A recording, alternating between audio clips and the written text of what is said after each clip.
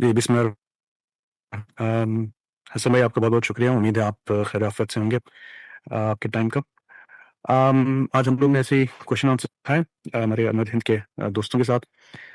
جب تک سوال آتے ہیں میں ابتداً ایک سوال کرتا ہوں آپ سے کہ ہمارے یہاں فی الحال کچھ دنوں سے وقف کے قانون پر کچھ بحث چھڑی ہوئی ہے ہندوستان میں۔ تو میں یہ سمجھنا چاہ رہا ہوں آپ سے کہ دو اس میں سوال ہیں۔ پہلے تو یہ کہ وقف کا قانون مسلمانوں کے پس منظر میں ان کے تاریخ میں کیا رہا ہے، اس کی کیا افادیت ہے اور کس طرح فنکشن کرتا ہے، اور دوسرا یہ اسی میں کہ مسلمانوں کے قانون کو جب ایک سیکولر جدید ریاست میں جب اس کو انکارپوریٹ کیا جاتا ہے اس میں کیا چیز محدود رکھنی چاہیے۔ جی بہت شکریہ جناب۔ تمام لوگوں کی خدمت میں آداب اور سلام، ہندوستان سے جو لوگ یہاں تشریف فرما ہیں۔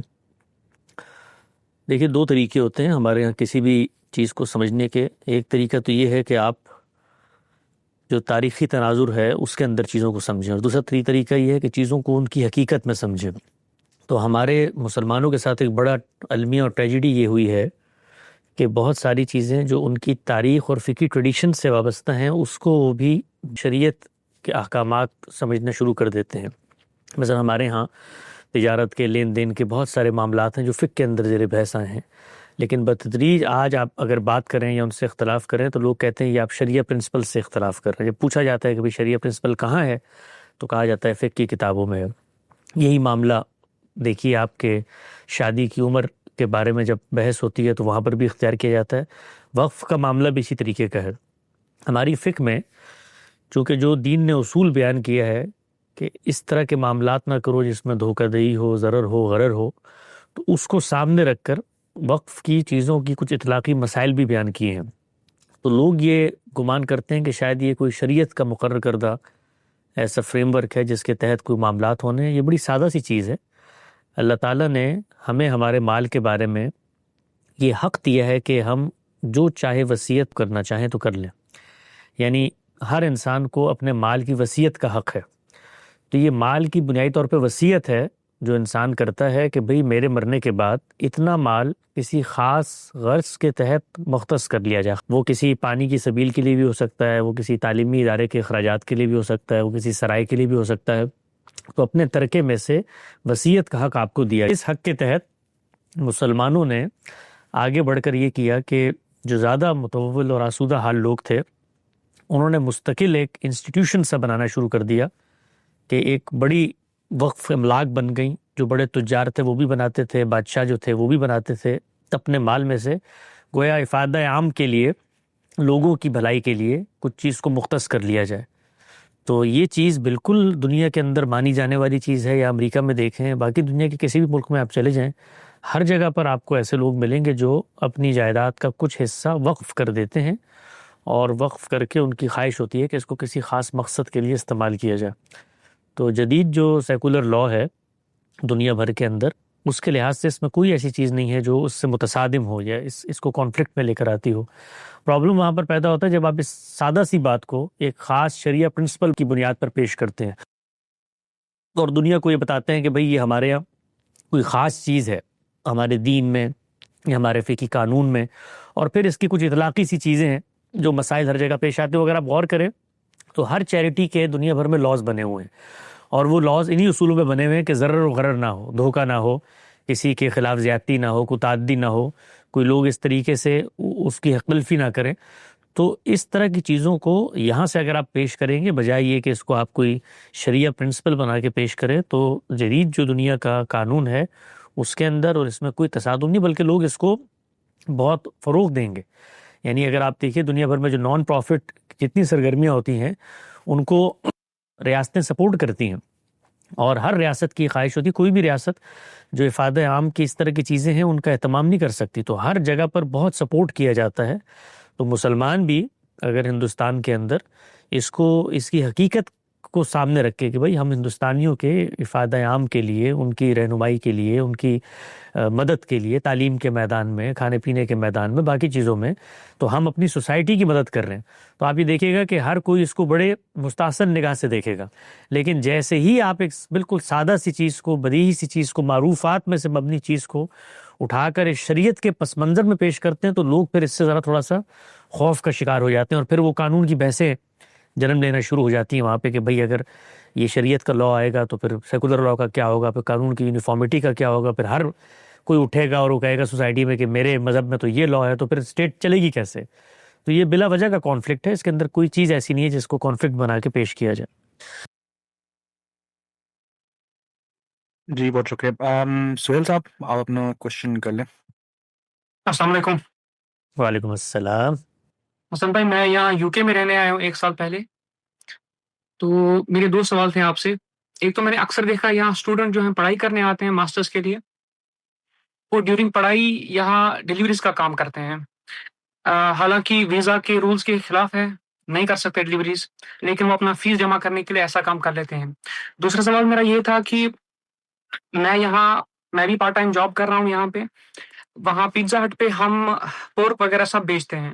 تو میرا یہی دونوں حساب سے سوال آپ کا یہی تھا کہ کیا یہ کمائی جائز ہے، کیا میں یہ کام کر سکتا ہوں؟ بیکاز اس کے علاوہ بھی جو ذرائع یہاں موجود ہیں وہاں ہر جگہ، یہاں تو شراب بکتی ہے، یہاں تو کوئی اور چیز ہوگی اس میں، تو کل ملا کر جاب ملنا بھی کافی مشکل ہے یہاں باقی جگہوں پہ۔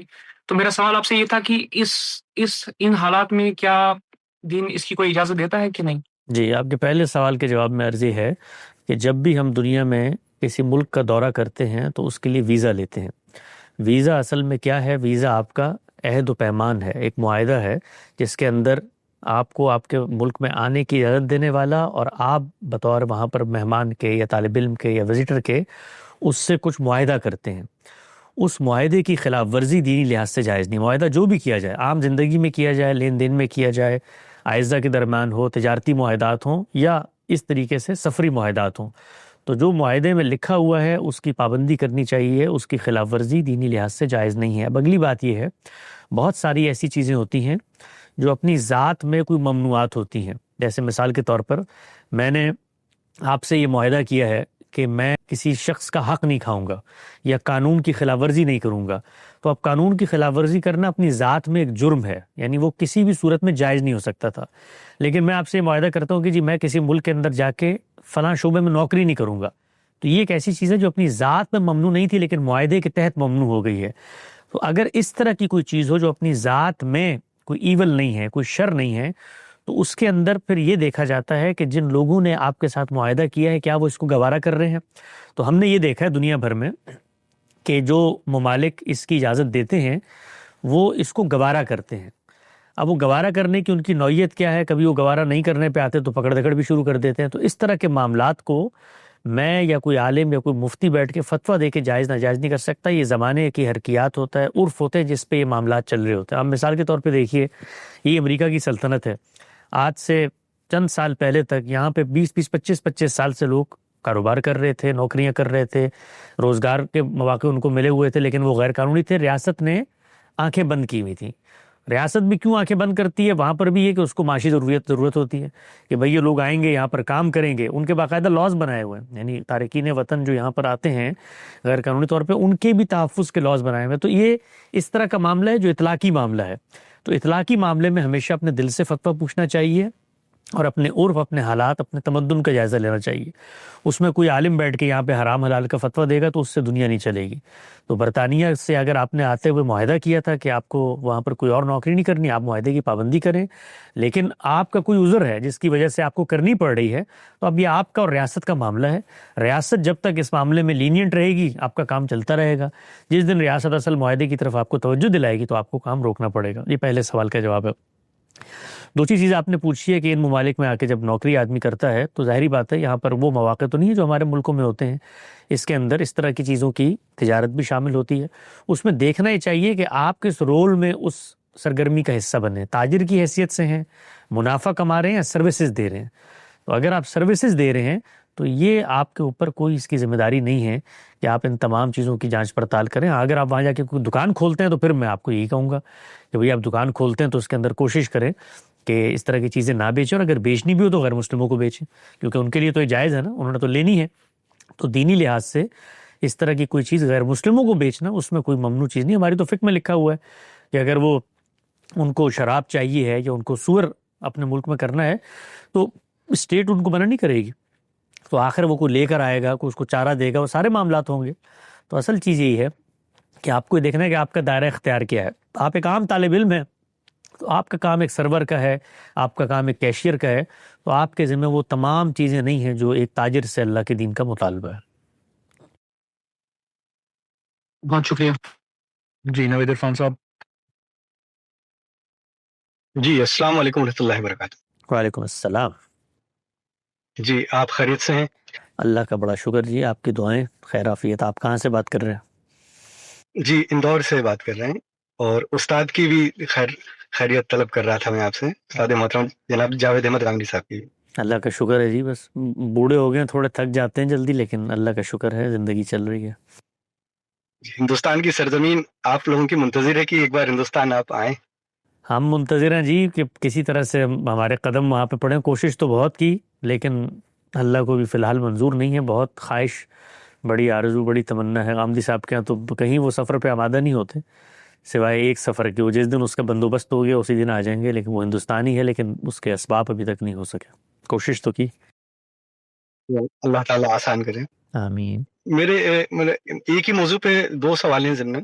جی ایک سوال یہ ہے جو آیت کلالہ کا جو مسئلہ جو سالو ہوا ابھی اتنے وقت کے بعد میں، تو اس میں سوال یہ پیدا ہو رہا ہے کیا یہ مسئلہ جس طرح اس صحابہ کرام صلی اللہ علیہ وسلم کو بھی اسی طرح ڈاؤٹ تھا کہ ان کے لیے کلیئرٹی تھی؟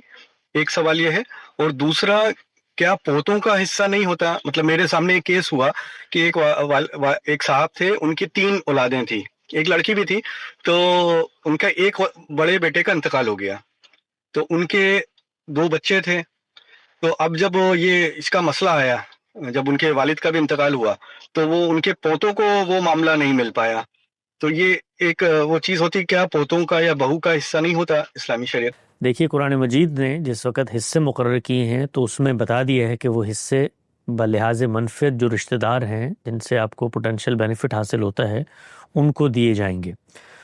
ان میں جس وقت بیٹے کا حصہ بیان کیا جاتا ہے تو بیٹا اگر نہ ہو، یا باپ کا حصہ بیان کیا جاتا ہے تو باپ اگر نہ ہو، تو کیا بحیثیت منفعت کے ان کا کوئی قائم مقام بن جاتا ہے؟ تو غامدی صاحب کا یہ کہنا ہے، ان کا نقطہ نظر یہ ہے، اس میں انہوں نے ایک مضمون بھی لکھا ہے یتیم پوتے کی وراثت کے زیر عنوان، کہ بالکل اگر بیٹا نہیں ہے تو بیٹا ہونے کی حیثیت سے وہ باپ کا قائم مقام بن جاتا ہے، بیٹا ہونے کی حیثیت سے۔ تو جو حصہ باپ کا ہے وہی حصہ پوتے کو بھی ملے گا۔ اسی اصول کے اوپر اگر آپ کے بھائی کو حصہ جا رہا ہے، اولاد نہ ہو، ہم یہ جانتے ہیں نا کہ اگر اولاد نہ ہو تو حصہ بہن بھائیوں کی طرف منتقل ہو جاتا ہے، تو کوئی ایک ایسا بھائی ہے کہ جو زندہ نہیں ہے اور آگے اس کی اولاد ہے، تو اسی اصول کا اطلاق وہاں پر بھی ہوگا کہ وہ جو بھانجے بھتیجے ہیں ان کو وہ حصہ چلا جائے گا۔ تو اس کو اگر آپ نے تفصیل سے سننا ہو تو ابھی ہم نے 23 اعتراضات سیریز میں یتیم پوتے کی وراثت کے زیر عنوان بڑی تفصیلی گفتگو کی ہے۔ اس پہ غامدی صاحب نے مولانا مودودی علیہ رحمہ کا جو اختلاف ہے اس کو سامنے رکھ کر بھی اس کا تجزیہ اور تحلیل کی اور اپنی رائے کو انہوں نے واضح کیا ہے۔ تو خلاصہ اور نتیجہ یہ ہے کہ بالکل پوتے کو وراثت ملے گی، دی جا سکتی ہے۔ پاکستانی قانون میں اس کی اجازت نہیں ہے، جو ہمارا فقہ کا قانون ہے اس کے اندر بھی اس کی اجازت نہیں ہے۔ دوسری چیز آپ نے پوچھی تھی کلالہ کے حوالے سے، تو اس میں ہوا یہ ہے کہ سیدنا عمر رضی اللہ تعالیٰ عنہ کے جو کچھ قضایا ہیں، کچھ فیصلے ہیں، ان کو ابتدا میں قبول کیا اول کے پس منظر میں، اور اسی طریقے سے یہ جو قرآن مجید کی آیات ہیں سورہ نساء کی 12-13 اور آخر کی جو 76 آیات ہیں، ان کے بارے میں ابی بن کعب کی ایک قرات کو تسلیم کر لیا، جس قرات کے اندر اخم من الام و اخت من الام کے الفاظ ہیں۔ گویا یہ جو حصے قرآن مجید میں بیان ہوئے ہیں ان کو 2 نوعیتوں میں تقسیم کر لیا گیا۔ کہا یہ گیا کہ جو قرآن مجید کی آیت 11 12-13 میں حصے بیان ہوئے ہیں یہ اخیافی بہن بھائیوں کے ہیں، ماں شریک بہن بھائیوں کے ہیں، اور اس کی دلیل یہ دی گئی کہ قرآن مجید کی ایک قرات ہے جو ابی بن کعب سے ہے جس کے اندر اخم من الام کے الفاظ آتے ہیں۔ گویا یہاں پر صرف بہن بھائی زیر بحث نہیں ہیں بلکہ اخیافی بہن بھائی، ماں شریک بہن بھائی زیر بحث ہیں۔ اور پھر اس کے بعد جو اگلی آیات تھی ان کو حقیقی بہن بھائیوں کے ساتھ جوڑ دیا گیا، تو اس سے جو مسئلہ تھا وہ ان کے نزدیک حل ہو گیا۔ تو ایک دفعہ جب مسئلہ پریکٹیکل سطح پہ ایڈجسٹ ہو جاتا ہے، حل ہو جاتا ہے، تو دوبارہ غور و فکر کی ضرورت باقی نہیں رہتی۔ تو مدرسہ فراہی نے جو کام کیا ہے وہ یہ کہ اس نے پھر اصل سے ہر چیز کو دیکھا، تو جب اصل سے ہر چیز کو دیکھا تو قرآن مجید کا ایک ہی متعین متن ہے۔ اس طریقے سے جو وراثت کے حصے ہیں ان کو قرآن مجید نے حقیقی بہن بھائیوں اور اخیافی بہن بھائیوں میں تقسیم نہیں کیا۔ جب نہیں کیا تو پھر یہ ناگزیر ہے کہ آپ سمجھیں کہ یہ پھر آگے کلالہ جو کہا گیا ہے اس سے کون سے رشتہ دار مراد ہیں، اس سے پھر یہ دروازہ کھلا اور اس کے بعد یہ تمام چیزیں آئیں۔ باقی جو لفظ ہے اس کی حد تک کلام عرب کے جو شواہد ہیں وہ غامدی صاحب نے اپنی کتاب میں لکھ دی ہیں، جہاں پر اس پہ بحث کی ہے، وراثت پہ، میزان میں بھی۔ تو اس میں تو کوئی ایسی چیز نہیں ہے کہ جو نئی ہم نے لفظ کے لحاظ سے بیان کی ہو، تاہم اطلاقی طور پر امت کے اندر یہی نقطہ نظر آج تک رائج ہے کہ وہ دو حصوں میں تقسیم کرتے ہیں۔ آپ کسی بھی دارالفتہ میں فتویٰ لکھ کے بھیجیں تو آپ کو یہی بتائیں گے کہ اخم من الام اور اختم من الام کے ایک اور قرات ہے ابئی کی، جس پر اجماع ہے، جس کے تحت قرآن مجید میں بہن بھائیوں کے حصوں کو ہم دو نوعیتوں میں تقسیم کر دیتے ہیں۔ اس کو اگر آپ زیادہ دقت نظر سے دیکھنا چاہیں، چونکہ رشتے ہوتے ہیں، کمپلیکیشنز ہوتی ہیں، تو اس پر میری ایک سیریز ہے جس کے اندر میں نے اینیمیشنز میں اس کو بیان کیا۔ جی بہت شکریہ۔ نیاز بٹ صاحب۔ السلام علیکم۔ وعلیکم السلام۔ جی میں نیاز بٹ سری نگر کشمیر سے بات کر رہا جناب خیر عافیت سے ہیں؟ ہوں۔ الحمدللہ آپ کی ویڈیوز اور آپ کی انکاوی شو سے بہت استفادہ ہوتا ہے، تو استاد محترم کو بھی ہماری طرف سے سلام، اور آپ کا بھی ہم بہت بہت ممنون ہیں۔ آپ کی عنایت جناب، محبت آپ کی۔ جی میرا سوال چونکہ کچھ کانسیپٹ میں تو گاندھی صاحب سے کیا گیا، لیکن میں یہ سوال تھوڑا مختلف انداز سے پوچھنا چاہوں گا، کیونکہ حال میں میرا دورہ ایک نا آرکیولوجیکل سائٹ پہ ہوا، ہندوستان کی آرکیولوجیکل سائٹ پہ، تو وہاں میں نے یہ بہت اچھے سے آبزرو کیا، مشاہدہ کیا کہ جو بہت پرانے لوگ 4000 5000 6000 سال پہلے یہاں رہنے والے تھے، وہ غالباً ایک خدا کو ماننے والے تھے۔ ذرا حالانکہ وہاں بت پرستی کا بھی کچھ ایک رواج رہا ہے، انہوں نے بت بنایا ہے، لیکن جو آج کل یہاں ملٹیپل گاڈس کو ماننے کا رواج ہے وہ نہ ہو کے صرف ایک خدا کو ماننے والا رواج تھا ہندوستان میں۔ ایسا ہی معاملہ ہم دیکھتے ہیں تو عرب میں بھی ایسا ہی ہے، تو لیکن پھر دیکھتے ہیں تو وہاں کا وہ آئیڈیا ذرا پولیوٹ ہو کے ملٹیپل گاڈس کو مانتے ہیں، پالیتھیزم کو مانتے ہیں۔ لیکن حال میں 1400 سال پہلے ایک اسٹیبلشڈ ہسٹری ہے، ایک اسٹیبلشڈ ایک نئی فکر رسول اللہ صلی اللہ علیہ وسلم کے ذریعے آتی ہے، اور وہاں اس علاقے کو، مڈل ایسٹ کو، اس آئیڈیا کو پھر سے ریجنریٹ کرتے ہیں، ایک نئی تجدید دیتے ہیں۔ لیکن ہم اس طرف جب آتے ہیں، ایسٹ کی طرف، اگر یہاں بھی پہلے پیغمبر ہوتے ہیں نہیں ہوتے ہیں، یہ بھی تو سوال ہے۔ اور اس کے ساتھ دوسرا سوال یہ ہے کہ یہ پہلے یہ کہ ایسا یہاں کیوں نہیں ہوا 2000 سال پہلے کی ایک اسٹیبلشڈ، جو بھی کچھ یہاں پرانا ہوا وہ سب مت ہے، اس پر کوئی ایک ہمارے پاس کچھ ہسٹوریکل فیکٹس یا اسٹیبلشڈ کوئی ہسٹری نہیں ہے۔ دوسری بات یہ کہ اگر وہاں جب مڈل عرب یا اس علاقے میں پیغمبران آتے تھے، جہاں ابراہیم آتے تھے وہاں 2 بیٹے پیغمبر ہے، یہاں ان کی چچیرے بھائی بھی پیغمبر ہے، اور ایک سیریز میں اتنے سارے پیغمبرز آتے ہیں، اور اس طرف کی ایسٹ کی طرف ہم جاتے ہیں تو یہاں یہ سب معاملات بالکل خالی ہے۔ اور قرآن بھی جب ایگزامپلز دیتا ہے تو وہ ان لوگوں کی ایگزامپلز دیتا ہے جو عرب کے لوگ جن سے مانوس تھے، لقمان ہو، یوسف ہو، یا ایسی بھی چیزیں ہو، بنی اسرائیل کے معاملات۔ جب یہاں ہم اس چیز کو سمجھنے چاہیں، جو ہماری مت ہے، جو ہمارے یہاں کریکٹرز ہے، وہ صحیح ہے نہ صحیح ہے، اس حوالے سے میں یہ جاننا چاہتا ہوں کہ ایسا کیوں ہوا ہے، یا اس میں ہماری رہنمائی کیجیے گا کہ اگر یہاں بھی ایک ہی گاڈ کا کانسیپٹ اور یہاں پلیوٹ ہوا تو یہاں ریسنٹلی ایسا کیوں نہ ہوا کہ ہمارے اس عقیدے کو درست کیا گیا۔ جی جناب، اس میں چند چیزیں ہیں، اگر آپ ان کو پیش نظر رکھیں گے تو امید ہے شاید آپ کی جو الجھن ہے وہ شاید سلجھ جائے۔ ایک تو یہ ہے کہ اللہ تعالیٰ کی طرف سے نبوت کا اجرا ہوتا ہے، اللہ تعالیٰ کے پیش نظر کیا مقاصد ہیں ہمارے علم میں صرف اس وقت آ سکتے ہیں جب وہ خود اس کو بیان کرتے ہیں۔ اللہ نے جو مقاصد بیان کیے ہیں ان مقاصد کو میں آگے آپ کی خدمت میں رکھوں گا، اس کی روشنی میں اگر آپ یہ دیکھیں گے چیزیں تو یہ کچھ سلجھتی ہوئی نظر آئیں گی، اور ان کا ریشنل بھی آپ پہ واضح ہوگا۔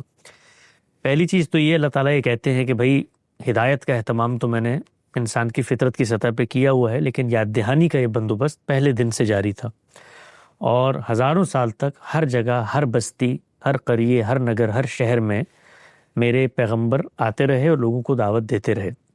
اس اصول پر ہمیں یہ ماننے میں کوئی مذائقہ نہیں ہے، اگرچہ ہمارے پاس اس کا کوئی امپیریکل ایویڈنس نہ ہو، کوئی اور دلیل نہ ہو، تاریخی شاہد نہ ہو، لیکن اللہ کی کتاب کا یہ بیان ہی کافی ہے کہ جب ہر جگہ آتے رہے ہیں تو پھر دنیا کا کوئی خطہ، چاہے وہ آسٹریلیا ہو اگر وہاں پر انسان آباد تھے، امریکہ ہو یا ہندوستان ہو، ہر جگہ پیغمبر آئے ہوں گے۔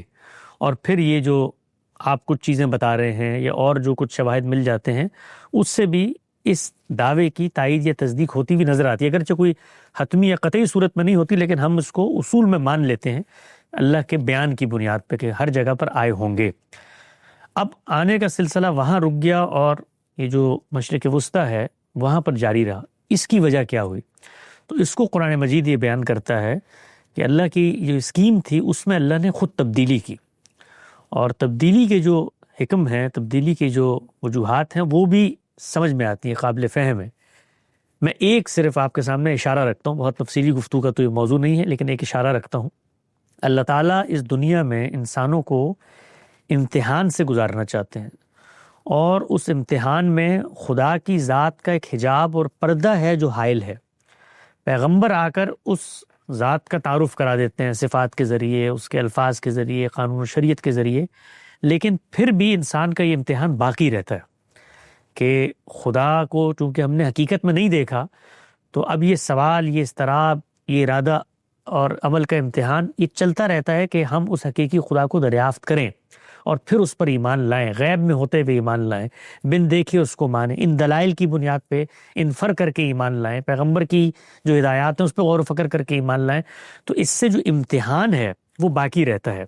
لیکن اگر آپ ایک منٹ کے لیے یہ سوچیں کہ آج پیغمبر تشریف لے آئے اور پوری دنیا کے اندر لائیو اسٹریمنگ ہو رہی ہو، اور وہ اپنا بے خطا علم پیش کریں جس کے اندر کوئی نشو و ارتقا نہیں، جس کے اندر کوئی تضادات نہیں، اور وہ اس درجے میں معجزات دکھائیں، تو اس کے نتیجے میں جو حجاب ہے خدا کی ذات کو ماننے کا وہ اٹھ جاتا ہے۔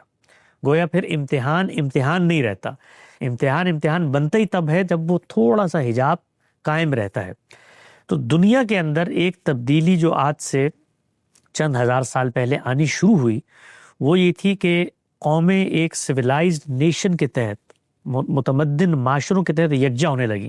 پہلے ہنٹر گیجر کی سوسائٹی تھی، قبائلی تمدن تھا، لوگ ادھر ادھر رہتے تھے، پھر کرتے کرتے یکجا ہوئے، وحدت پیدا ہوئی، اس سے ایک عصبیت، شناخت کا تصور پیدا ہوا، اس سے زمین اور ملکیت اور علاقے کا تصور پیدا ہوا، اس سے سویلائزیشن، ثقافت پھوٹنے لگی۔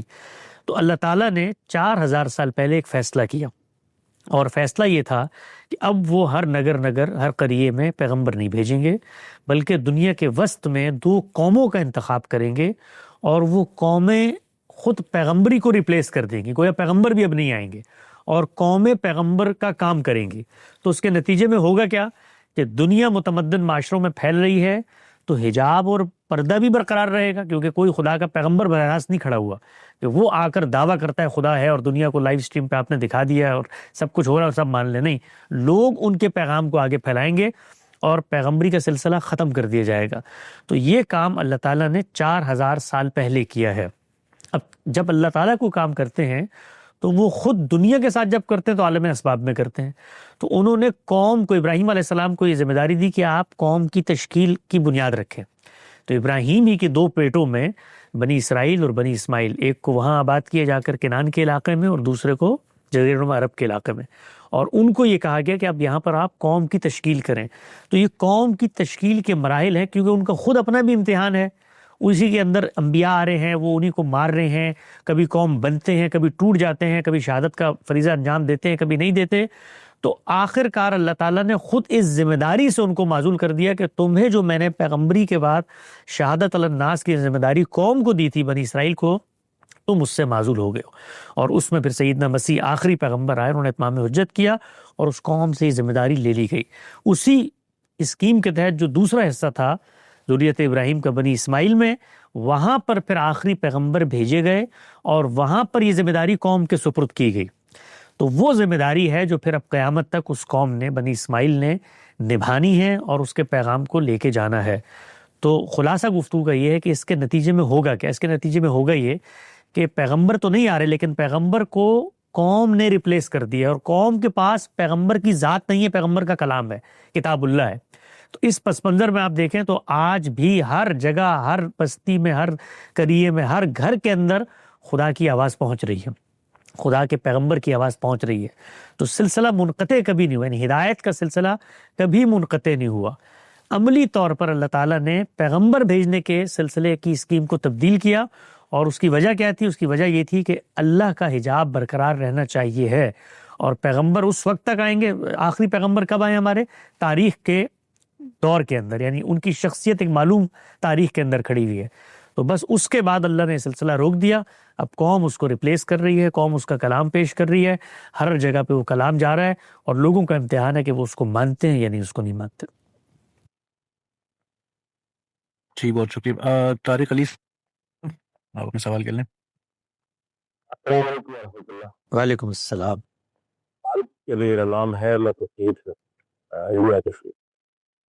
پہلے تو حضرت یہ ہے کہ علم النبی پہ آپ کو محبت مبارک ہے. پہلی جلد موصول ہوئی ہے اور ماشاء اللہ بہت خوبصورت خطا ہے. تو پوری جو ہے بالخصوص استاد اکرم اور آپ کو مبارک یاد ہو رہی کہ اللہ وہی کرے کہ بہت شکریہ جی. ہم نے تو اس کی تحقیق میں لکھنے میں محنت کی ہے، شائع کرنے میں اداروں نے محنت کی ہے. ہمارے اکبر الزمان صاحب انہوں نے بڑی محنت سے، بڑی جس کو آپ کہتے ہیں دقت نظر سے اس کو شائع کیا، اور بہت عمدہ حقیقت میں وہ شائع ہوئی. میں پیسوں کو صحافی رہا ہوں اور ہمارے ادارے کو یہ اعزاز حاصل ہے کہ اکبر الزمان صاحب نے ہی وہ کیا تھا ساری مسئلہ کو لیلاب میں یہ 12 پیج پر چھپا تھا. وہ ہوتا ہے جو کشمیر کی واحد کمیونیکیشن ہے، اسی اعزاز حاصل ہے کہ کئی دن قریب ہم نے استاد محترم کا کیا ہے. تو پہلی چیز جو کہ انگریزی ٹرانسلیٹ کر کے کمپلیٹ کی.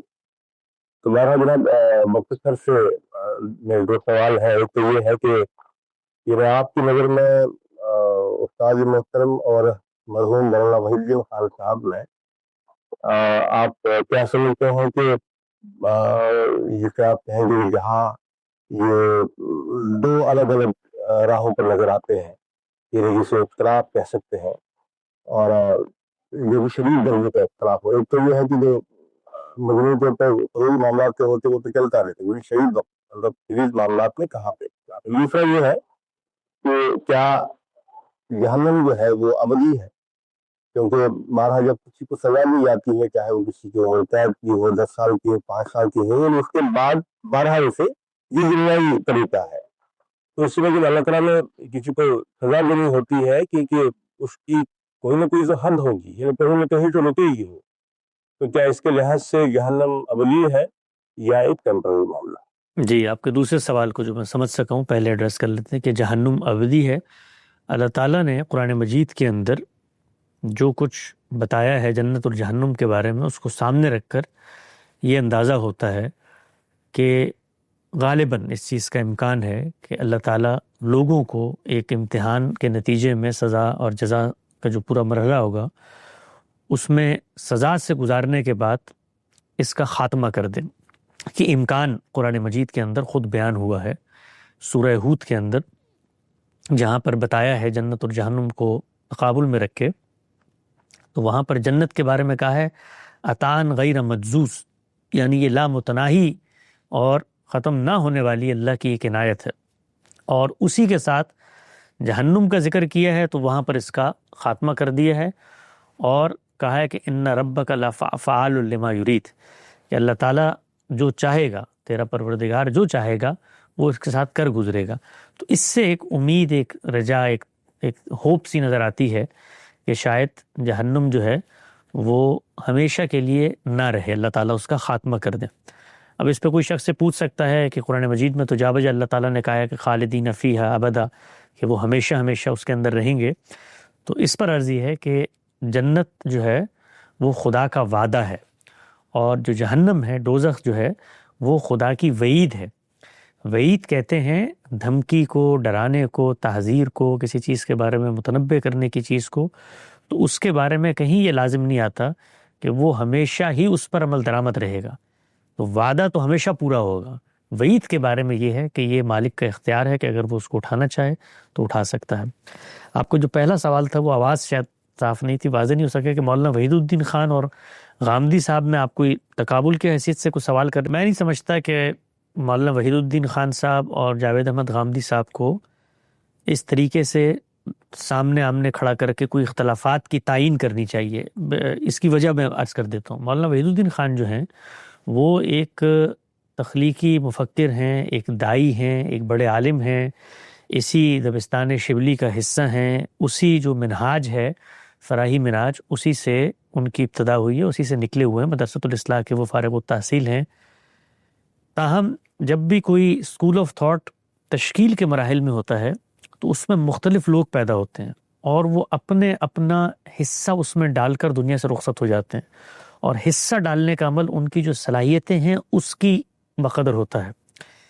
تو مولانا وحید الدین خان اصل میں ایک پچھلی سیڑھی ہے، ایک پچھلا اسٹیپ ہے، بلکہ اس کو میں یوں بیان کروں گا کہ گویا ایک روایتی تعبیر دین سے جب ایک آدمی فراہی منہاج کا ہو جاتا ہے، اس سے پہلے کے جو کچھ مراحل ہیں برزخ کے، اس میں کھڑی ہوئی ایک شخصیت ہے اور اس کے اندر ان کا بے پناہ کنٹریبیوشن ہے۔ لیکن وہ کنٹریبیوشن اور اس کے بعد مدرسہ فراہی کی پوری تشکیل جو کہ جاوید احمد غامدی صاحب کے کام کی صورت میں ہوئی ہے، اس کا کوئی تقابل کسی پہلو سے بنتا ہی نہیں ہے۔ یعنی وہ کام جو ہے وہ ایک الگ منہاج یا الگ اسٹریٹجی کو سامنے رکھ کے کیا گیا ہے۔ وہ نتیجے کے اعتبار سے وہی کام ہے جو مدرسہ فراہی بھی کر رہا ہے، لیکن غامدی صاحب کا کام اصل میں اصول سے اطلاق تک پوری کی پورے ایک تعبیر کو مدون مرتب کرنے کا کام ہے۔ تو اس لحاظ سے ان دونوں حضرات کا کوئی تقابل نہیں بنتا۔ یعنی ایک تقابل تو وہاں ہوتا ہے کہ مثال کے طور پہ آپ یہ کہیں کہ شاہ ولی اللہ محدث دہلوی نے جو تعبیر دین دی ہے، جو ابن تیمیہ کی تعبیر دین ہے، اور مولانا فراہی کی جو تعبیر دین ہے، اس میں کیا موازنہ ہے؟ تو یہ موازنہ بنے گا۔ لیکن آپ کہیں بھائی مثال کے طور پہ شیخ عبد القادر جیلانی اور مولانا فراہی کے مابین کیا ہے، تو یہ موازنہ بنتا ہی نہیں ہے۔ دونوں الگ الگ میدان کے، الگ الگ فیلڈ آف نالج کے لوگ ہیں، اور مولانا وحید الدین خان جو ہیں وہ اگر نہ ہوتے تو مولانا جاوید احمد غامدی صاحب بھی نہ ہوتے، اس لیے کہ وحید الدین خان صاحب نے ان کی جو کنٹریبیوشن ہے، انہوں نے اس قصر کو توڑا ہے، وہ توڑنے کا کام ہے ان کی کنٹریبیوشن۔ اس کے بعد نئی عمارت بنانا، یہ وہ اس میدان میں گئے ہی نہیں۔ نئی عمارت بنانے کا کام مدرسہ فراہی کے اکابر علماء نے کیا، اور اس کو جاوید احمد غامدی صاحب نے پایہ تکمیل تک پہنچایا۔ تو مولانا وحید الدین خان نے اس قصر کو توڑا ہے۔ خود غامدی صاحب آپ یہ دیکھیں نا، تعبیر کی غلطی، وہ پہلی کتاب ہے جس نے جو اقامت دین اور غلبہ دین اور جماعت اسلامی کی پوری فکر ہے، اس کی جو قصر تھا اس کے اندر درار ڈال دی۔ یعنی وہ اگر یہ نہ لکھتے تو شاید غامدی صاحب کی اس درجے میں ابتدا ہی نہ ہو سکتی، یعنی اس درجے میں متوجہ ہی نہ ہوتے۔ تو ان کی یہ بہت بڑی کنٹریبیوشن ہے۔ تو وہ ان سے پہلے کھڑے ہوئے ایک شخصیت ہیں جنہوں نے حوصلہ دیا ہے، جنہوں نے سوالات اٹھائے، پھر انہوں نے اپنی ایک فیلڈ متعین کر لی۔ وہ دعوت کی تھی، تذکیر کی تھی، یاد دہانی کی تھی، اور آخرت اورینٹڈ، یعنی خود تعبیر دین جو بنی تھی جماعت اسلامی یا مولانا مودودی کی اقامت دین کے پس منظر میں، جس کے اندر دنیا تھی اصل، یعنی دنیا کو تبدیل کرنا، اس کا رخ انہوں نے موڑ کے دین کی جو حقیقی تصویر تھی، آخرت کی اورینٹیشن، اس کی طرف اس کو موڑ دیا۔ لیکن جو علم کے حقیقی مسائل تھے اس کو انہوں نے ٹچ ہی نہیں کیا، یعنی وہ اس طرف گئے ہی نہیں، بلکہ اس میں، اور اس طرف نہ جانے کی وجہ کوئی یہ نہیں ہے کہ وہ شخص قصدن نہیں گیا۔ ایک آدمی اپنی افتاد طبع، اپنے رجحانات اور اپنی صلاحیت کے لحاظ سے، اور یہ کوئی کمتر یا برتر صلاحیت کی بات بھی نہیں ہے، وہ انہوں نے اس کو اپنا محور و مرکز ہی نہیں بنایا، نہ اصول فقہ کو بنایا، نہ اصلاً حدیث کو بنایا، کہ نہ قرآن و سنت کے باہمی تعلق کے اندر کیا حیثیت ہے قرآن مجید کی، اس کو بنایا۔ اطلاقی طور پر بہت ساری جگہوں پر وہ وہی بات کر رہے ہیں چونکہ مدرسۃ الاسلام میں پڑھے، جو فراہی منہاج میں ہیں، لیکن اصولی طور پر ان کے ہاں اس منہاج کی ڈیولپمنٹ کا کام اصلاً نہیں ہوا، تو اس لیے کوئی تقابل نہیں بنتا۔ جی بہت شکریہ بھائی، آپ اپنا سوال کریں۔ جی توحید بھائی، آپ کو آواز اگر آ رہی ہے تو؟ جی آ رہی جی، السلام علیکم۔ وعلیکم السلام۔ آپ کی یہ الہات کی سیریز بھی الحمدللہ شروع ہو گئی ہے، تیسرا پارٹ بھی آ گیا ہے۔ اسی کے مطلب اس کی ضمن میں نہیں، اس سے پہلے بھی یہ کئی بار یہ سوال آپ نے بھی رکھا ہے، استاد نے جواب بھی دیا ہے، تو اس کے کچھ جو ملحدین ہیں ان کے کچھ اعتراضات ہیں جو میں رکھنا چاہوں گا کہ آپ اس کو کیسے دیکھتے ہیں۔ کہ غامدی صاحب یہ فرماتے ہیں کہ انسان ایک مخلوق ہے، یعنی کہ اللہ کی طرف سے پیدا کیا گیا ہے۔ تو اس میں سوال یہ ہے کہ جب ہم بایولوجیکل پروسیس کو دیکھتے ہیں تو انسان ایک نطفے سے نیچرل کاز اینڈ افیکٹ کے قانون کے تحت وجود میں آتا نظر آتا ہے ہمیں۔ جب تمام اسباب ایک طریقے سے ہم کہیں مکمل ہو جاتے ہیں تو بچہ پیدا ہوتا ہے، اور اگر اسباب مکمل نہ ہوں تو پیدائش نہیں ہوتی ہے، اور اگر اسباب ایک طریقے سے ناقص ہو جائیں تو بچہ ڈیفارم بھی ہو سکتا ہے۔ تو اس پورے پروسیس میں وہ ارادہ یا کسی شخصی ہستی کا وہ تعین کس مقام پر آپ کو نظر آتا ہے؟ مطلب وہ یہ پورا ایک پروسیس کا پورا جال ہے کاز اینڈ افیکٹ کا جو ہم اس پوری کائنات میں دیکھ رہے ہیں، تو اس میں جب یہ سوال کھڑا کرتے ہیں کہ اس کے پیچھے کوئی ہستی ہے، تو وہ اس پورے پروسیس میں کہاں پہ آپ کو نظر آتا ہے کہ یہاں سے وہ سوال پیدا ہوتا ہے؟ جی، اگر آپ سن رہے ہیں اس سیریز کو تو انشاءاللہ اس میں ابھی علم کی جو بنیاد کی بحث ہے اس کے بعد اسی بحث کا آغاز ہوگا. اس میں غامدی صاحب کی زبانی آپ اس کا تفصیلی تجزیہ بھی سنیں گے، لیکن چند چیزوں کی طرف میں اشارہ بس کر دیتا ہوں. یہ کہیں نہیں کہا جاتا کہ انسان ایک مخلوق ہے تو اس کا خالق اللہ تعالیٰ ہے. یہ دعویٰ کسی نے نہیں کیا، نہ غامدی صاحب یہ کہتے ہیں. انہوں نے خود اپنی کتاب میں میزان میں جو 3 نئے مقدمات لکھے ہیں اس میں جس چیز سے اس بات کا آغاز کیا ہے وہ یہ کہ انسان مخلوق ہے، اس کا خالق اللہ تعالیٰ ہے. یہ مخلوق ہونے سے کہیں لازم نہیں آتا. اس کا خالق کائنات ہو سکتی ہے، اس کا خالق کوئی اور کسی ہستی کو آپ مان لیں. یہ بحث آگے کی بحث ہے اور اس کے دلائل. اگر اس کو صرف کاز اینڈ ایفیکٹ کہا جائے تو اگر کائنات کو بھی نہ کہیں، مطلب کائنات خود ایک کاز اینڈ ایفیکٹ وہ پورا معاملہ ہو رہا ہے. آپ اس کو جو بھی نام دیں، سب سے پہلی جو چیز ہوگی وہ یہ ہوگی کہ ہم اس چیز کو مانتے ہیں کہ وہ بنی ہوئی ہے، جیسے بھی بنی ہوئی. آپ اس کے لیے تعبیرات اختیار کر لیں. جب آپ کہتے ہیں نا کاز اور ایفیکٹ، تو یہ تعبیرات بھی ایک اپنی کونیٹیشن رکھتی ہیں، اور اس کونیٹیشن کے اندر کائنات کے اندر یہ عمل آپ سے آپ ہو رہا ہوتا ہے. گویا پہلے مرحلے میں کائنات نے کیا اور اس کے بعد آپ سے آپ ہونا شروع ہو گیا. اس میں بھی آپ جب اندر اترتے ہیں، جن سے پوچھتے ہیں کہ بھئی یہ کاز اینڈ ایفیکٹ کا سلسلہ ہے تو کیا آپ اس کا کوئی محرک اول بھی مانتے ہیں، علت الجل بھی مانتے ہیں، تو آپ اس کو مانتے ہیں کہیں سے یہ شروع بھی ہوا ہے؟ تو کہتے ہیں ہاں بھی شروع ہوا ہوگا لیکن اب یہ آپ سے آپ ہو رہا ہے. تو وہ سوال کا خاتمہ نہیں ہوتا. یعنی سوال جو ہے وہ اصل سوال یہ ہے کہ ہم اپنی تخلیق کو دیکھ کر، اپنے آپ کو دیکھ کر، اپنے وجود کو دیکھ کر کیا یہ کہتے ہیں کہ ہم بنائے گئے ہیں؟ یہ سوال ہے، بس اتنا سا سوال ہے. اگر اس کا جواب آپ کہتے ہیں ہاں، تو وہ آگے کی بات ہے کہ کیسے بنائے گئے ہیں. کاز اور ایفیکٹ سے بنائے گئے ہیں، کائنات کے تعاملات سے بنائے گئے ہیں، کسی ہستی نے بنایا ہے، غیر ہستی نے بنایا ہے. یہ اس کے ساتھ متعلق ہی نہیں ہے. یہ دو بالکل الگ الگ بحثیں ہیں. یعنی اگر آپ کا یہ دعویٰ، اس کے بعد ہم پھر وہ اصل میں رستہ روکا جا رہا ہوتا ہے کہ یہیں سے رستہ روک دو، ان کا خالق بیچ میں نہ آئے. تو ہم اپنے خالق کو بیچ میں بالکل بھی نہیں لے کے آتے. اس بنیاد پر اصل سوال پر اتفاق ہونا چاہیے، جس پر ابھی ہم نے گفتگو کا آغاز کیا ہے، اور وہ بہت اہم بحث ہے. اور غامدی صاحب نے ماشاءاللہ اس کو جس طریقے سے ابھی تک بیان کیا، اور اگلی بھی چند قسطوں میں بیان کریں گے. وہ ہم نے کچھ ابھی 5-6 قسطیں تو اس کی ریکارڈ ہو گئی ہیں.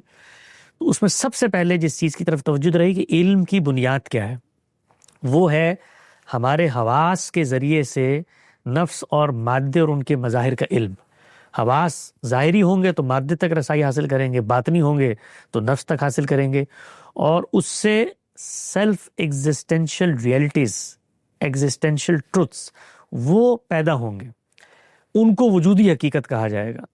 اب بحث یا تو وہاں پر جا کر شروع کی جائے کہ آپ کہیں جی میں کسی چیز کو وجودی حقیقت مانتے ہی نہیں ہوں. نہیں مانتے بہت سارے لوگ، سوفسطائی بھی نہیں مانتے، ہیوم بھی نہیں مانتا، اور بھی لوگ نہیں مانتے. تو پھر بحث وہاں کا دائرہ وہاں چلا جائے گا.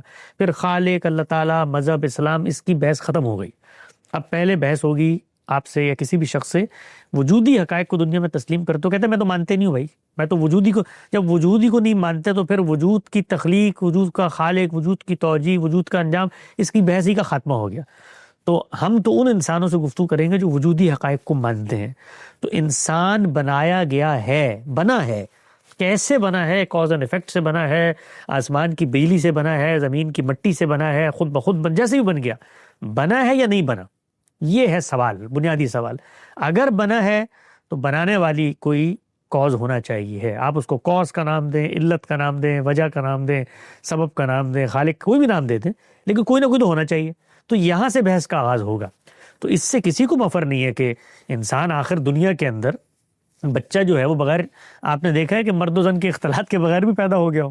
کون، یہ مطلب کون کہتا ہے کہ یہ بچے جو ہیں یہ آپ سے آپ خود بخود، آپ تکیہ اٹھائیں تو نیچے سے نکل آتے ہیں؟ وہ تو میاں بیوی کا اختلاط ہوتا ہے، رحم مادر کے اندر نطفے اور بیضے کا اتصال ہوتا ہے، اس کے اندر کروڑوں نہیں اربوں وہ سیلز ہوتے ہیں جن میں سے کوئی 1-2 رسائی پاتے ہیں. اس کے نتیجے میں خوراک پہنچتی ہے، اس خوراک پہ ہڈی چڑھتی ہے، اور پھر گوشت بنتا ہے، پھر 9 مہینے گزرتے ہیں، پھر وہ بچے کی پیدائش کا عمل ہوتا ہے. اس سب عمل کو، یہ جو عمل ہو رہا ہے یہاں پر تو میں کر رہا ہوتا ہوں نا، میں کر رہا ہوتا ہوں. آپ کو میری آواز آ رہی ہے؟ آ رہی ہے. تو یہ عمل میں کر رہا ہوتا ہوں، یعنی میرے ارادے کے بغیر مخلوق وجود میں آتی ہے. مطلب میں اگر یہ ارادہ کروں، کئی لوگ آپ کو دنیا میں ملتے ہیں نا جو بچہ نہیں پیدا کرنا چاہتے، ایسے ہی ہے نا، جو نہیں کرنا چاہتے تو ان کے بچے نہیں ہوتے پیدا. تو اس کا مطلب یہ ہے کہ یہ میرا عمل بتا رہا ہے کہ یہ کام میرے ارادے سے ہوتا ہے، یعنی یہ کام ارادے کے بغیر نہیں ہوتا، میرے سے ہو، کائنات کے ہو، خالق کے ہو، اس کی بحث ابھی نہیں ہو رہی۔ تو اگر میرے ارادے سے ہوتا تو گویا میں نے اس کو بنانے کا عمل کیا ہے، تو مخلوق تو وہ پھر بھی ہو گئی نا، بنی ہوئی تو پھر بھی ہو گئی، بنائی گئی ہے نا۔ مخلوق کہتے ہیں وہ جس کی تخلیق ہوئی ہو، جس کو بنایا گیا ہو۔ یہ کوئی نہیں کہتا کہ اس کے پیچھے کوئی نہ ہو، سبب نہ ہو، اسباب نہ ہو، یہ نہ ہو، تو مخلوق تو وہ ہے۔ تو یہ وجودی حقیقت ہے کہ انسان مخلوق ہے۔ اس پر پھر نقطہ نظر ہے الہاد کا، وہ پوری کی پوری رائے رکھتی ہے کہ بھئی یہ کیسے ہوا ہے، ایولوشن کا جو پورا تصور ہے اس کے اوپر الہاد کا مقدمہ، وہ آگے زیر بحث آئے گا انشاءاللہ، جب مذہب کا مقدمہ پیش کریں گے پھر الہاد کا مقدمہ بھی زیر بحث آئے گا۔ بس میں چاہوں گا کہ آپ تھوڑا سا یہ سپرسٹیشیس جو بلیف ہوتے ہیں، جس کو ہم سپرسٹیشیس بلیف بول دیتے ہیں، پھر ریلیجیس بلیف کو ہم سپرسٹیشیس بلیف نہیں بولتے ہیں، تو وہ کیا چیز ہے جو ایک بلیف کو ریزنیبل؟ یہی بحث شروع کیا نا، اگر آپ دیکھیں تو بحث کا آغاز ہی یہاں سے کیا ہے، یہیں سے بحث کا آغاز کیا کہ انسان کے لیے اس کے علم کے ذرائع ہیں کیا۔ ابھی تو کوئی مذہب کی بحث اور بات ہی نہیں ہوئی، تو اگر اس پہ اتفاق ہو جائے گا تو پھر ہم سیلف ایویڈنٹ ٹروتھس کی طرف جائیں گے، ایگزسٹینشل ریئلٹیز کو دریافت کریں گے۔ ان ایگزسٹینشل ریئلٹیز کی دریافت میں بھی مذہب کہیں بھی نہیں آئے گا، یہاں پر صرف میں اور انسان مخاطب ہے۔ اس سے کچھ ریئلٹیز دریافت ہوں گی، ان ریئلٹیز کو سامنے رکھ کے کچھ سوالات پیدا ہوں گے، ان سوالات کے پھر جوابات ہم تلاش کریں گے۔ الہاد بھی جواب دیتا ہے، مذہب بھی جواب دیتا ہے۔ تو یہ بڑی جس کو آپ کہتے ہیں برسوں کی محنت اور ریاض کے بعد، کئی سالوں سے اس کے ہیں، اور اللہ اس کو کامیاب بھی عطا فرمائے۔ شکریہ بہت بہت جی بہت شکریہ۔ فیضان حسن صاحب آپ نے سوال کر لیں۔ السلام علیکم حسن الیاس صاحب۔ وعلیکم السلام۔ جی میرا تعلق سری نگر کشمیر سے ہے، جی اور میں جامعہ کشمیر میں اردو ادب کا ریسرچ اسکالر ہوں۔ ماشاءاللہ۔ میرا کوئی سوال نہیں ہے، ارے مجھے ایک بات کہنی ہے، ایک اعتراف کرنا ہے۔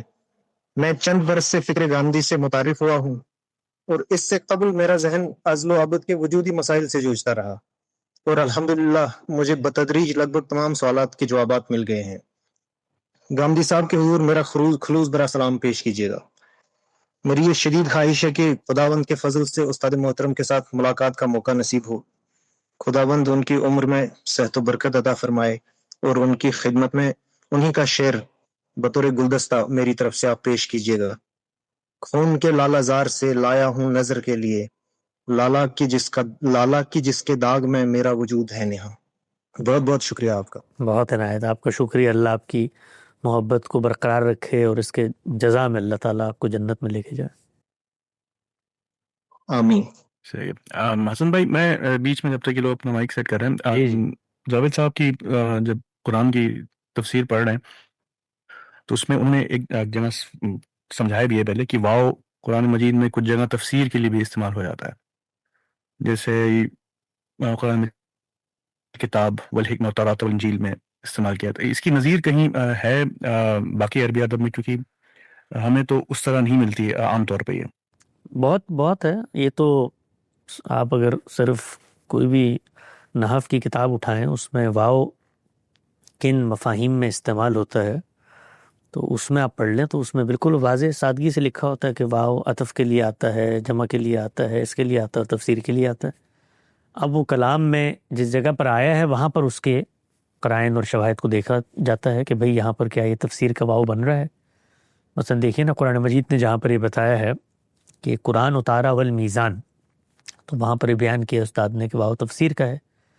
تو اب یہ بات خود قرآن مجید نے واضح کر دی ہے کہ قرآن مجید کی حیثیت کیا ہے، قرآن مجید ہی حرف آخر ہے، تمام اختلافات کا فیصلہ کرنے والا ہے، اور اس کے ساتھ اس کو بیان کیا ہے۔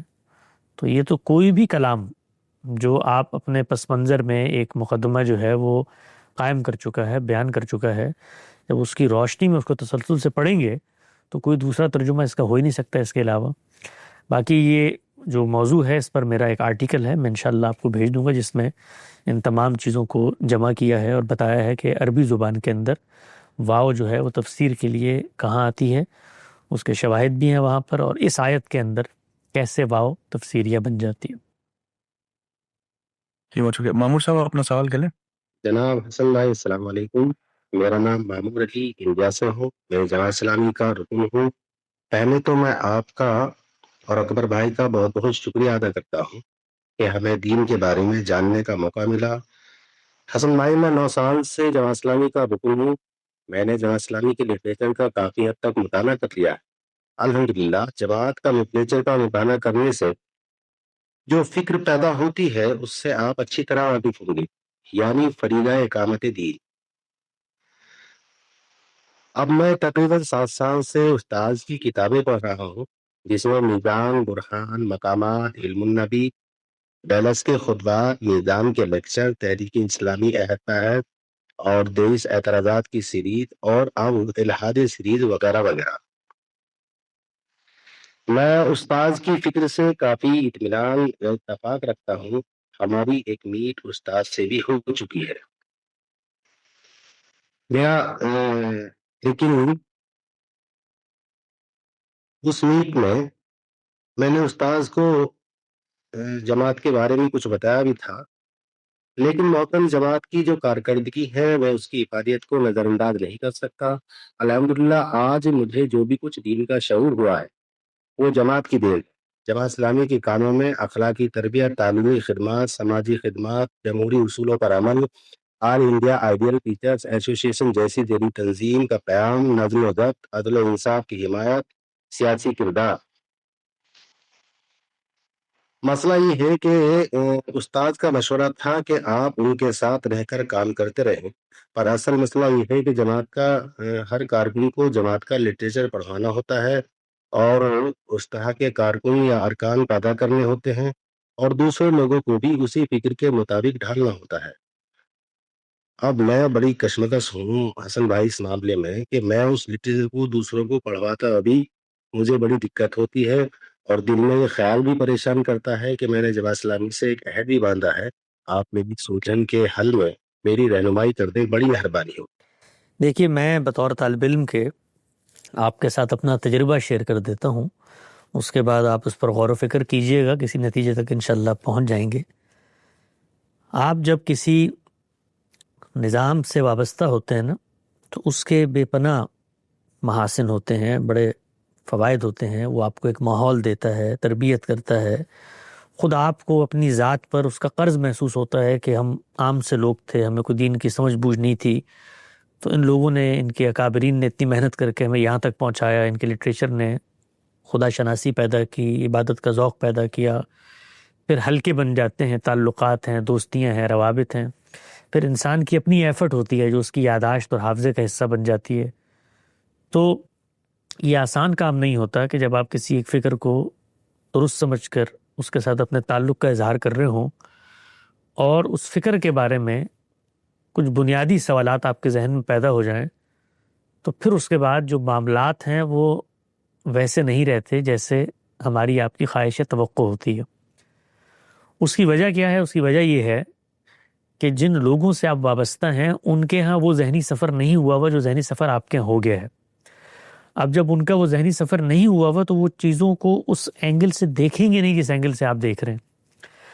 آپ کوشش یہ کریں گے اگلے کچھ عرصے میں کہ ان کے ساتھ ایڈجسٹمنٹ کا کوئی تعلق پیدا کیا جائے کہ جس میں وہ آپ کو ان ڈیولپمنٹ کے ساتھ قبول کر لیں۔ جو جماعتی نظم ہوتے ہیں یا آرگنائزیشنز ہوتی ہیں، جو ادارے ہوتے ہیں، ان کی سب سے بڑی، اگر آپ کہیے نا، اگر وہ دین کے نام پر بنتے ہیں تو سب سے بڑی خرابی یہ ہوتی ہے کہ ان کے اندر اگر فکر کے اندر کوئی احیا ہو گیا ہے یا فکر کے اندر کوئی تجاوز ہو گیا ان کی نظر میں، تو اس کی ایڈجسٹمنٹ کے میکینزم نہیں بنے ہوئے ہوتے۔ آپ یہ دیکھیے کہ جماعت اسلامی کے اندر اگر یہ میکینزم بنا ہوا ہوتا تو جو اتنا بڑا دماغ جو آج تک جماعت اسلامی نے پیدا کیا ہے وہ تو مولانا مین حسن اصلاحی ہیں، وہی کسی طریقے سے اس ماحول کے اندر ایڈجسٹ کر جاتے ہیں۔ تو یہ جو ایڈجسٹمنٹ کا کام ہے یہ آپ کی طرف سے تو پوری حد تک ہوگا، آپ کی خواہش بھی ہوگی کہ بھئی میں صرف ایک مثال کے طور پہ اقامت دین یا فریضہ اقامت دین یا غلبہ دین یا اس تصور پر کچھ سوالات ہیں، باقی جماعت اسلامی 99% ٹھیک ہے، بڑے اچھے کام کر رہی ہے تو میں تو اس کے ساتھ چلوں گا۔ آپ چلنے کو تیار ہوں گے، لیکن جب ایک جماعت بن گئی ہے تو وہ آپ کے ساتھ چلنے کو تیار نہیں ہوگی۔ یہ میں آپ کو بڑی وضاحت اور صفائی کے ساتھ بتانا چاہتا ہوں. اگلے کچھ سال آپ اس تذبذب میں گزریں گے اور آخر کار اسی نتیجے تک پہنچیں گے جو میں بیان کر رہا ہوں. میں خود اس پورے سفر سے گزرا. یعنی ہم دیوبندی روایت کے اندر پیدا ہوئے, فراہی منہاج سے تعارف ہوا, 70-80% باتیں ہمیں بالکل سیمی لگتی تھیں, ان کو سمجھانے کی کوشش کی کہ اس کے ساتھ ہی شاید قبولیت ہو جائے. تو کچھ ہی عرصے بعد اندازہ ہو گیا کہ اصل میں جب وہ قبول کر لیں گے ہمیں ہمارے ان انحرافات کے ساتھ, تو پھر ان کی جو شناخت ہے وہ شناخت برقرار ہی نہیں رہے گی. شناخت بنتی ہی تب ہے جب آپ تعین کرتے ہیں, چیزوں کی حدود بندی کرتے ہیں. آپ یہ دیکھیں نا, اگر ملکوں کی سرحدیں اٹھا دی جائیں تو پھر قومیت کی کوئی تصور یا بنیاد باقی نہیں رہے گی. پھر یہاں سے بھی لوگ آئیں گے, وہاں سے بھی لوگ آئیں گے, تو پھر نہ کوئی امریکی قوم ہوگی, نہ کوئی ملے قوم ہوگی, نہ کوئی پاکستانی ہوگا, نہ ہندوستانی ہوگا, سب کھل جائے گا. تو جیسے ہی آپ حدود بندی کرتے ہیں, اسی لیے غامدی صاحب کا یہ اصرار ہے کہ دین کے نام پر کوئی جماعت نہیں وجود پذیر ہونی چاہیے. اس لیے کہ دین تو نام ہے غور و فکر کا, اس کے اندر مثال کے طور پر اس طرح کی تجدید بھی ہوتی رہے گی, لوگوں کے نظریات بھی بنتے رہیں گے. تو وہ بنی ہی, یعنی ان کو بھی مارجن دیں. ان کی ساخت ہی ایسی نہیں ہے کہ جس کے اندر اس انحراف کو قبول, اور اگر قبول کر لیا جائے تو پھر وہ اپنی اصل شناخت کے ساتھ برقرار آپریٹ نہیں کر سکتی, ادارے بھی آپریٹ نہیں کر سکتے. تو پھر آپ کو یہ کرنا پڑتا ہے. یہ بڑا مشکل کام ہے. ہم نے المورد میں اس کی بنیاد رکھی ہے کہ آپ ایک بڑے دائرے کے اندر اتفاق پیدا کر کے, وہ بڑا دائرہ مثلا قرآن مجید کی یہ حیثیت ہے, سنت کی یہ, حدیث کی یہ ہے, اس کے بعد آپ آئیے, غور و فکر کریں, تحقیق کریں. اور آپ کو کہیں اختلاف ہوتا ہے فراہی صاحب سے, اصلاحی صاحب سے, غامدی صاحب سے, کسی سے بھی, تو آپ کو حق ہے آپ اپنے اختلاف بیان کریں. یہ روایت لے کے چلنا, ہم خیال اور ہم فکر لوگوں میں خود اتنا مشکل کام ہے کہ میں آپ کو بتا نہیں سکتا. یعنی یہ دعویٰ کرنا تو بڑا آسان کام ہے, اس کو لے, تو اس کے نتیجے میں کیا ہوتا ہے, باہر کیف آپ کو ایک درجے میں تو اپنی خود ہماری جو شناخت بن چکی ہے فراہی منہاج کی, اس کا تحفظ کرتے کرتے آپ کو ایڈجسٹمنٹ کرنی ہوتی ہے. تو بڑا جاں گسل کام ہے, بڑا مشکل کام ہے, ڈر بھی لگتا ہے. مطلب کئی لوگ آئے ہمارے پاس, ایسے پڑھے لکھے صاحبان علم آئے, مفکرین, بڑے علماء آئے اپنے اپنے دنیا کے پس منظر میں, جنہوں نے فراہی منہاج سے متاثر ہو کے حصہ بنے اس ہماری موومنٹ کا, تحریک کا, اور اس کے اندر کچھ ایسے انحرافات پیدا کر دیے کہ ہمارے لیے ایڈجسٹمنٹ ناممکن ہو گئی. کہ بھئی ہم نے کہا بھئی یہ تو اختلاف سے آگے بڑھ کے اصولی جو دائرہ ہے اس میں اختلاف پیدا ہو گیا. تو یہ صرف بتانے کی میں کوشش کر رہا ہوں کہ ہم جیسے لوگ جو اس کو گوارا بھی کرتے ہیں, ان کو بھی بڑا پھونک کے اور بڑی کشادگی روز پیدا کرنی پڑتی ہے کہ آپ اختلافات کو, کیونکہ آپ کے ہاں تو یہ ہوگا, لیکن جو باقی لوگ ہوتے ہیں, تنظیمیں بنتی ہیں نا, ادارے بن جاتے ہیں, ان کا ایک سپورٹ سسٹم ہوتا ہے, ان کو چندہ دینے والے لوگوں کی ایک نفسیات ہوتی ہے, وہ یہ کہتے ہیں کہ ہم تو یہی دیکھنا چاہتے ہیں یہاں پر یہ آواز. تو یہ بہت مشکل کٹھن کام ہے. تو تعلیمی اور تحقیقی اداروں کو یہ مشکل اٹھانا پڑتی ہے, نبھانا پڑتی ہے. ہم نبھا رہے ہیں اس کو, لیکن جماعت جب بن جاتی ہے ان کے لیے بڑا مشکل ہوتا ہے.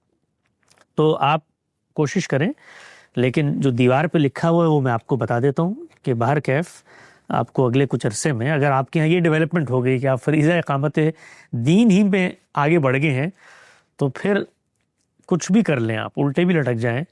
جماعت اسلامی, اگر میں بھی جماعت اسلامی میں ہوں, مولانا مودودی کی فکر پہ ہوں, تو میں بھی آپ کو جماعت کے حلقوں میں قبول نہیں کروں گا, کیونکہ مجھے پتہ ہے کہ آپ کی موجودگی سے میری جو تحریک کا مومنٹم ہے وہ ڈسٹرب ہو رہا ہے. تو یہ اسی وقت ہو سکتا ہے جب آپ بہت وسعت نظر کے ساتھ تعلیمی ادارہ بنائیں, تحقیقی ادارہ بنائیں, اور وہاں پر نئے افکار کو دعوت دیں. وہاں آپ دیکھیں جس جماعت اسلامی نے جاوید احمد غامدی صاحب جیسے ذکی, دانا, اب تب تو یہ کوئی تعصب پہ مبنی یا ہمارے اپنے کوئی شاگردوں کے حلقے کی بات نہیں, تو دنیا جانتی ہے نا. یہ حقیقت تو اب ایسی ہے کہ یہ اپنے پرائے سب جانتے ہیں کہ اللہ تعالیٰ نے ایک اتنا بڑا آدمی, اتنا بڑا عالم, اتنا ذکی اور فہیم اور متین اور دانشور اور مفکر اور دائی پیدا کیا ہے.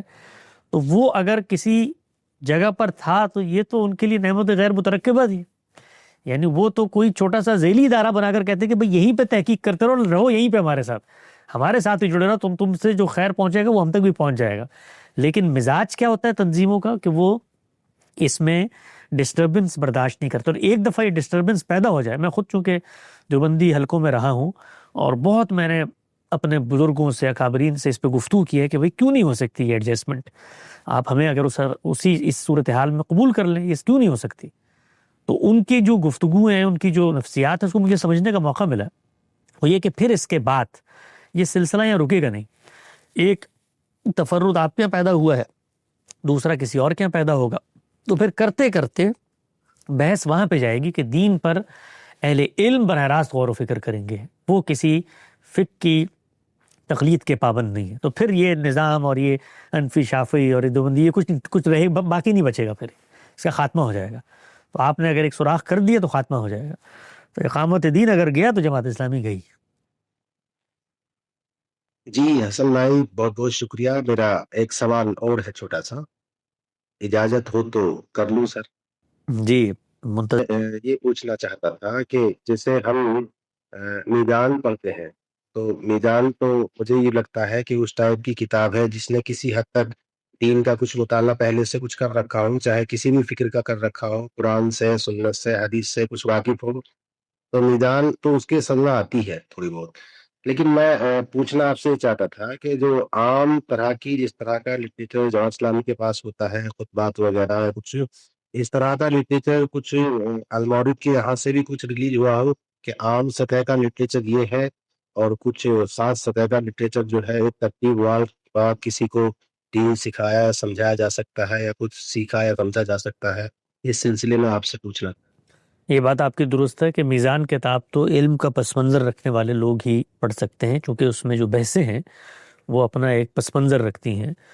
اور ابھی مولانا عمار خان ناصر نے ایک کتاب لکھی ہے میزان ہی کے توضیحی حواشی، اس میں وہ اس پس منظر کو جو وہاں پر زیر بحث نہیں اس کو کھول بھی دیا ہے، جو ایک طرح سے گائیڈ بن جاتی ہے، کی بن جاتی ہے میزان کو پڑھنے کی. خود میزان کتاب کی شروحات کی بہت ضرورت ہے وقت کے ساتھ ساتھ. اسی طرح یہ تاریخی عمل ہے. آپ یہ دیکھیے جو اس وقت آپ کے لٹریچر پیدا ہوا ہے یہ سب اسی تاریخی عمل سے گزرا. پہلے ایک متن تھا، پھر اس پر حواشی لکھے گئے، اور پھر اس کے بعد تو اس کا جو سادہ طریقہ ہے وہ تو غامدی صاحب نے خود میزان کا ترجمہ کیا ہے، الاسلام کے میزان کی تلخیص کی ہے الاسلام کے نام سے. وہ آپ کی نظر میں ہے، وہ دیکھنے کا موقع ملا آپ کو؟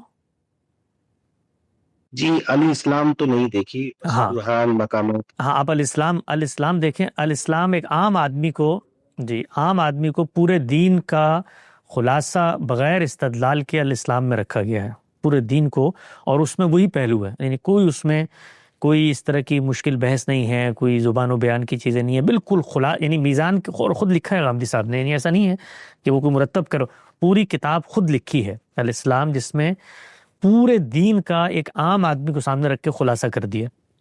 تو وہ کتاب آپ دیکھیں، میں اس کو انشاءاللہ ارادہ ہے میرا عن قریب اس کو پڑھانے کا بھی، جس سے ایک عام آدمی کو بالکل سادگی سے پورے دین کے بارے میں معلومات حاصل ہو جائے. شہنواز منظور صاحب آپ کو پھر سے دے رہا ہوں، آپ کا ہینڈ ریز ہے. السلام علیکم ورحمۃ اللہ. وعلیکم السلام. جی میں کلگام کشمیر سے بول رہا ہوں. جناب. میرا سوال زکوٰۃ کے نصاب سے متعلق ہے. جو زکوٰۃ میں شرح ہے اس سے متعلق میں نے میزان میں بھی پڑھا ہے اور گاندھی صاحب سے سنا بھی ہے کہ وہ مقرر ہے. البتہ نصاب سے متعلق وہ فرماتے ہیں کہ وہ ایک اجتہادی معاملہ ہے.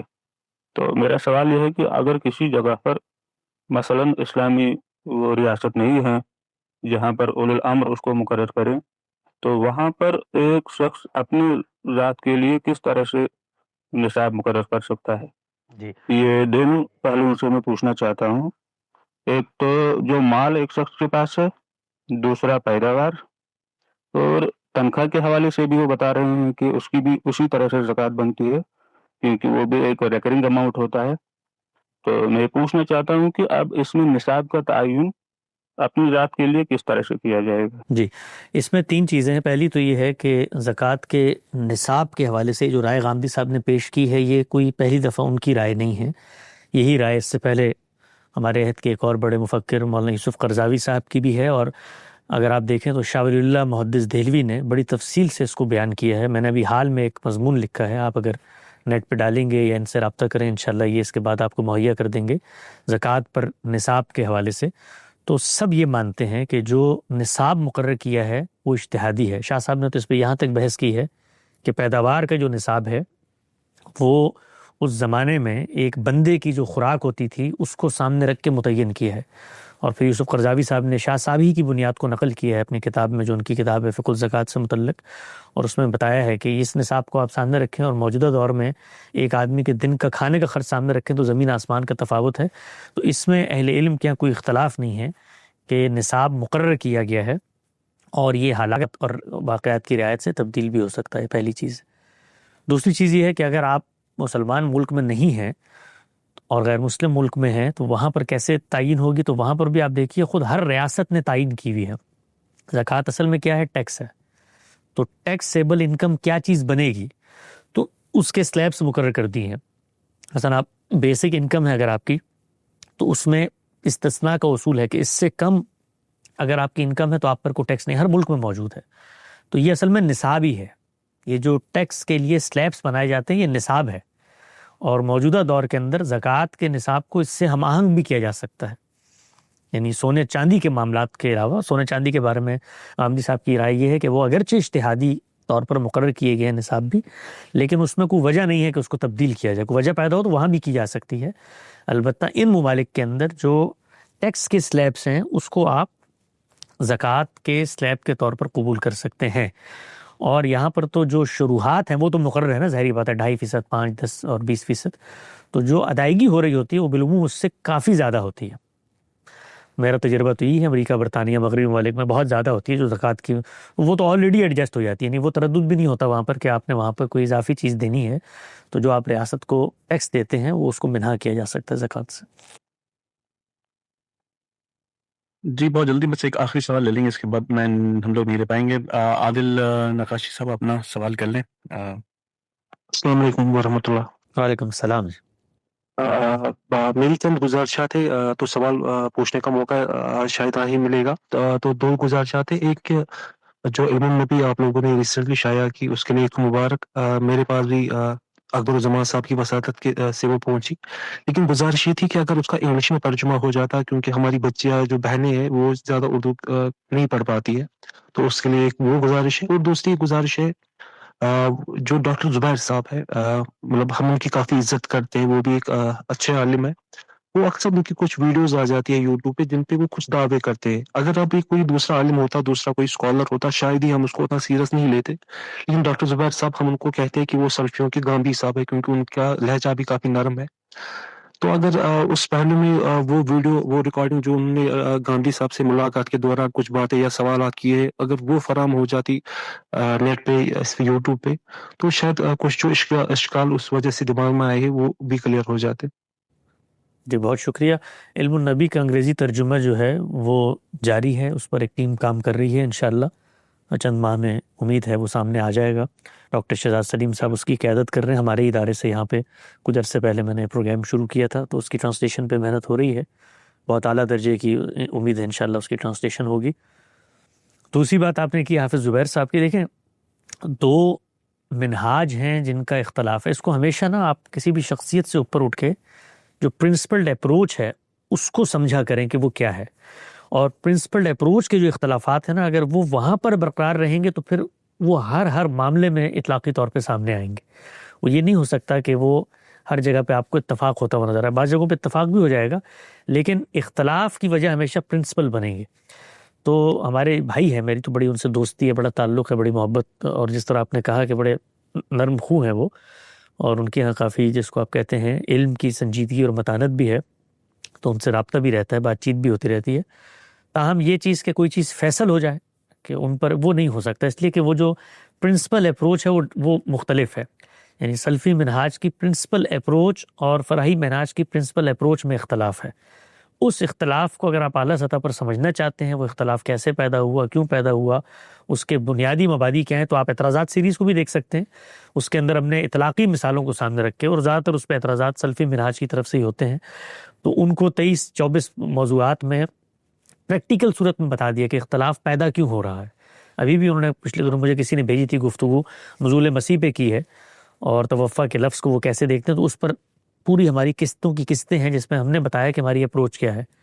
تو باقی یہ کہ کوئی شخص ملنے آیا تھا اور اس وقت کوئی گفتگو ہوئی تھی، یہ چیزیں بڑی علم کی دنیا میں نا غیر اہم ہوتی ہیں۔ اصل چیز ہوتی ہے کہ ہر آدمی کا ایک اپروچ ہے، وہ اس کو وہ بیان کر رہا ہے، وہ جیسے ہی آپ اس بحث میں جاتے ہیں نا، کوئی آیا تھا تو وہ خبر واحد بن جاتی ہے، وہ کہے گا میں نے تو کہا ہی نہیں، دوسرا کہے گا میں نے یہ کہا ہی نہیں.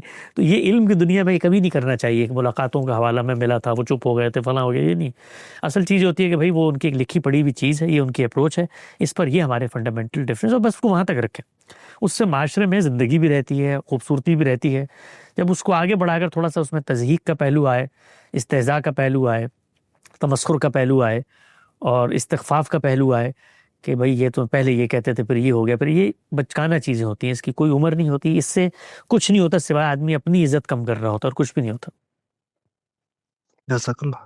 بہت شکریہ جناب، بہت عنایت. جی بہت شکریہ، بہت شکریہ حسن بھائی. آپ سے السلام انشاءاللہ علیکم. اگلی بار ملاقات. اوکے.